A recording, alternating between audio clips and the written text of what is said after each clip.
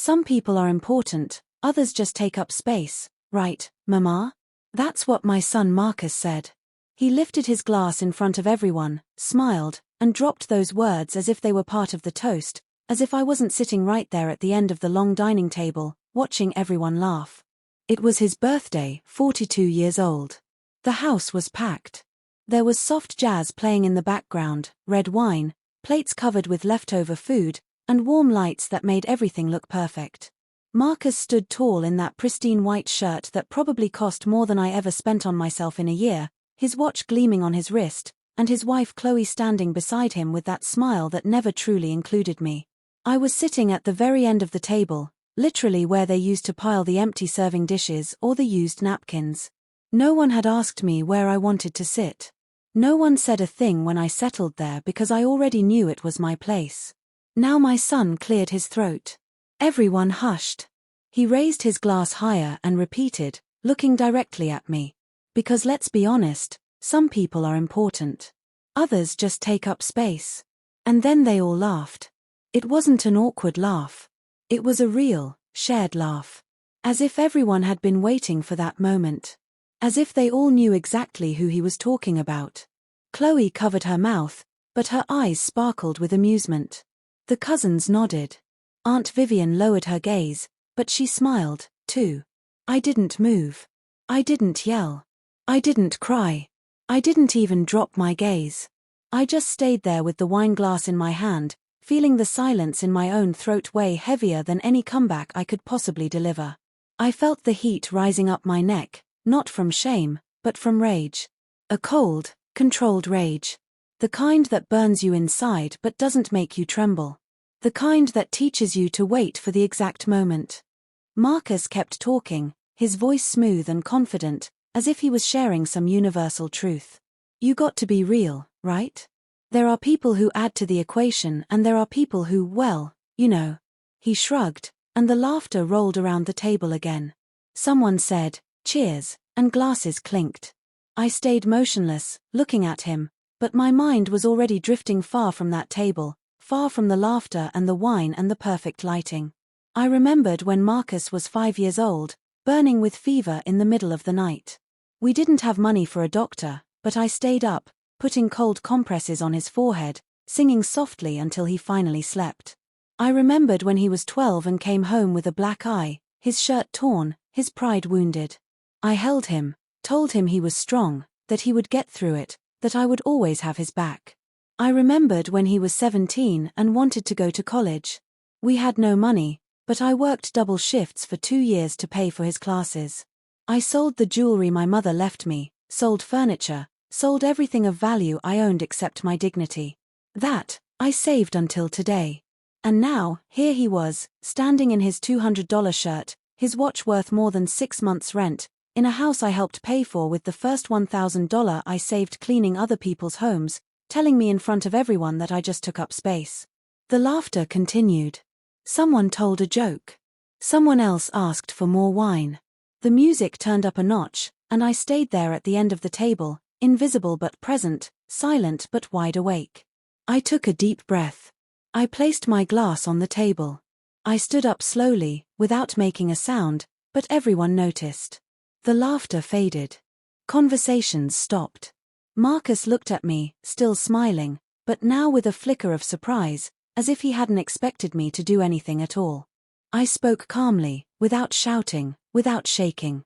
It's good that you mentioned that, Marcus, because I continued, my voice steady, my heart pounding with a strange sense of freedom. It's a good thing I just bought my own house, 2,000 miles from here. I've signed, I've paid, and I already have the keys. The silence in the room changed instantly.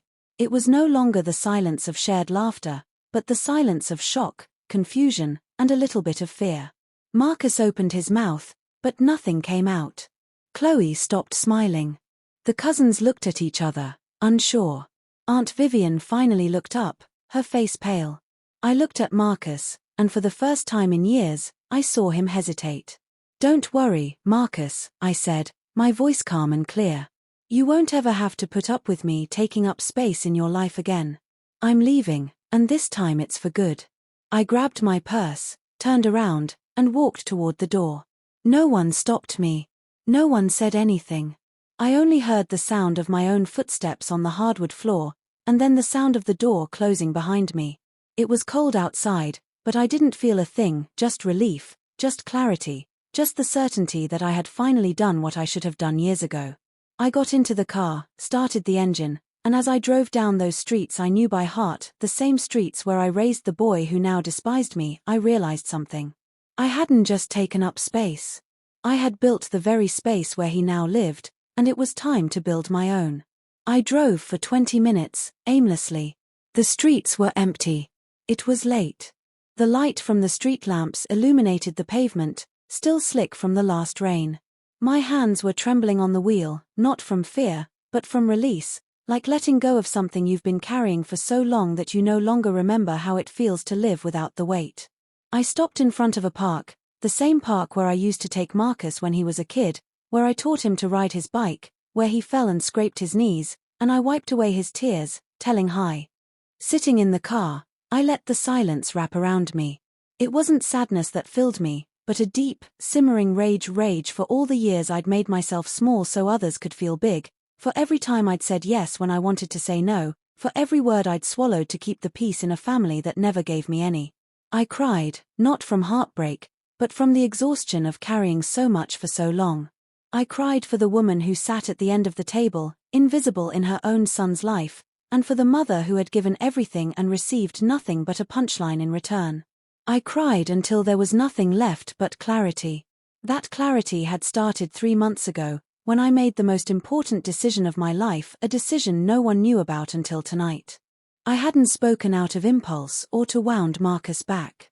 I spoke because it was true.